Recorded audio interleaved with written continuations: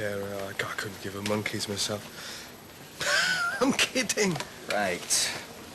All right, well, after examining your stoma, it's a bit of a mess, which probably explains the infection, so let's get it cleaned up, see where we're at. You know, brother, I can do it myself. Not on my watch, you won't. I'll be right back. Annalise? No, I do not need an upgrade. You okay? Is anyone today?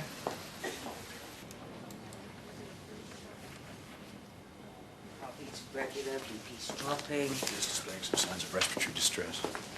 I was just putting this on your desk, and these need signing. It was a foregone conclusion. I mean, she was well aware of the situation. I did discuss it with her. Right, assemble the team, get her intubated. I'll be in shortly. Have you seen Mr. Hope? I've got some scan results for him. And you are? Nurse Minster or Laura Minster. I haven't been on Darwin for a while. Evidently. Well, unless he's in one of the drawers, he's not here. Sorry, I'll go page him. I think he's hiding somewhere, penning his speech for Joseph and Faye. Mrs. Beecham, can I have a quick word? Yeah, quicker the better.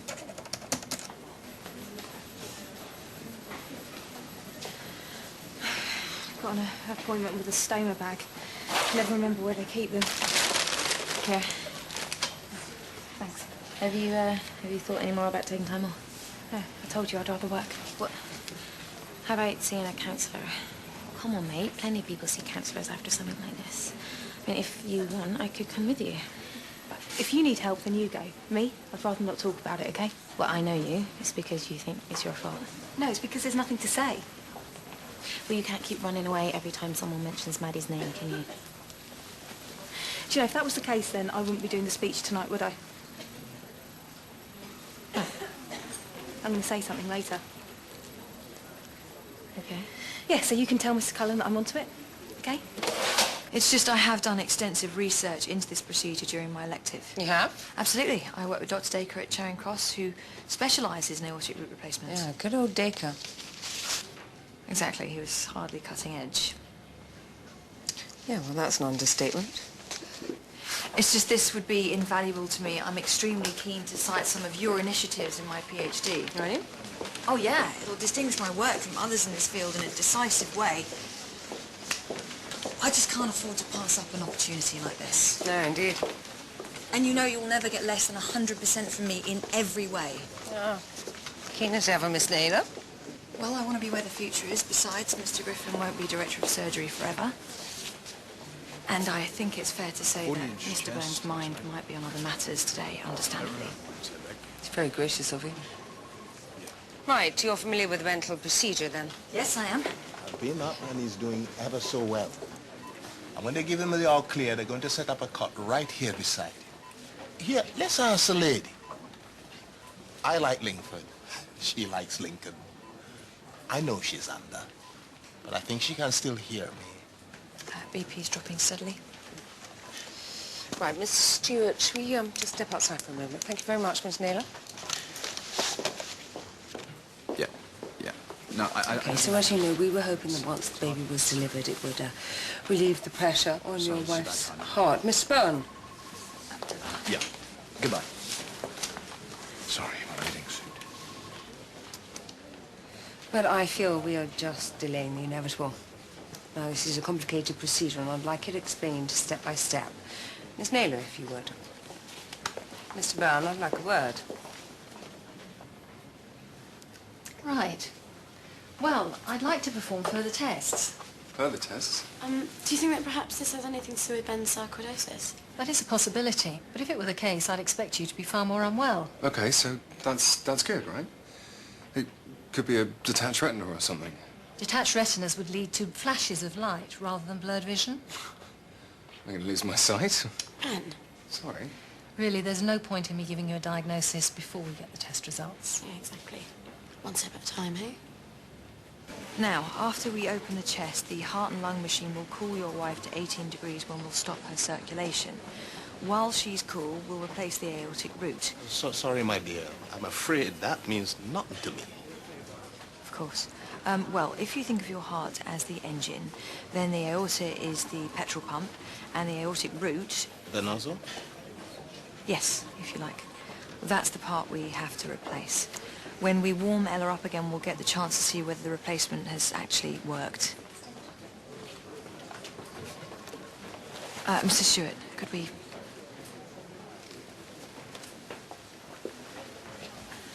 I know this all sounds very overwhelming. Bless you, darling. But it's not in our hands anyway. Him upstairs. He knows what he's doing. And anyway, he wouldn't give us a son for no reason. Eh? I know he's looking out for us. Hey, if you like, I could put in a word for you. With him. Needs must when the devil drives. Seriously, I know you're doing everything you can. I trust you. Well, good. If there's anything else I can do for you, I believe you've been shown the relatives' room, so... Actually, young lady, there is something you can do. You can say congratulations. We have a son. I know how to change his stoma back, if you need to get away. You can't do it on your own. I hate to take you away from the really needy ones. Like that one over there. She on the waiting list for the departure lounge. Departure lounge? You know, geriatric ward. Sorry, I mean, look at the faces round here. What's up, somebody died? Excuse me, I didn't...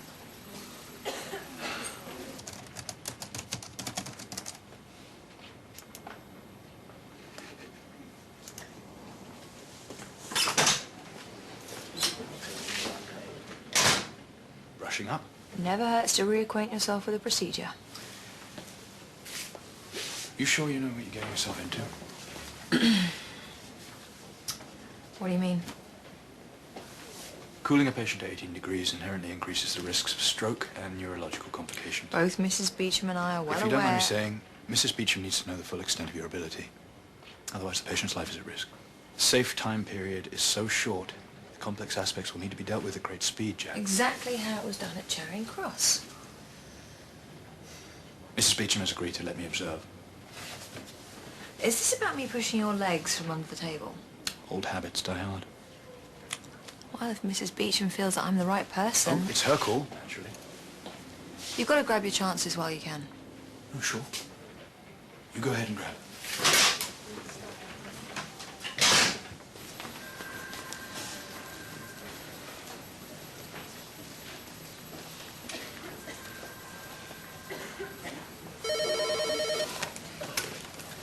Keller Ward, can I help you? She's, Not here. I'll have to get someone else to call you. Nurse Kendall, I'm afraid she can't call you back. This is Lyndon Cullen. I'm one of the consultants here. No, I'm afraid I can't. Dr. Young's dead.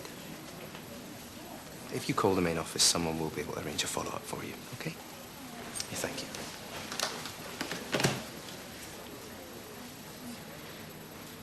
Thank you. Maria, I'm glad that you agreed to speak tonight. I can't quite find the words myself. Look, her belongings need to be collected by her next of kin. I've asked for maintenance to send the locker keys, but with Mr. Griffin in with the board, I'm in and out of theatre all day. No, I'll do it. It's the least I could do. Thanks. Guess who's going to be there when you wake up? Our little boy. And these people look like they've done this plenty of time before, haven't you? Of course. See? A little more faith goes a long way. Thank you so much, Doctor. I know you'll take good care of... She's in good hands. He's going to need a little bit more than faith. All right, ladies and gentlemen, before we scrub in, this is no small procedure we undertake today. All right, now once the patient is cooled to 18 degrees, we will have a limited amount of time. Any unexpected hitches need to be dealt with calmly and efficiently, as the risk of the patient arresting becomes markedly more significant. That'll do for now. I'll wait for the rest of the test results. Why don't you go and get a coffee? If you'll excuse me.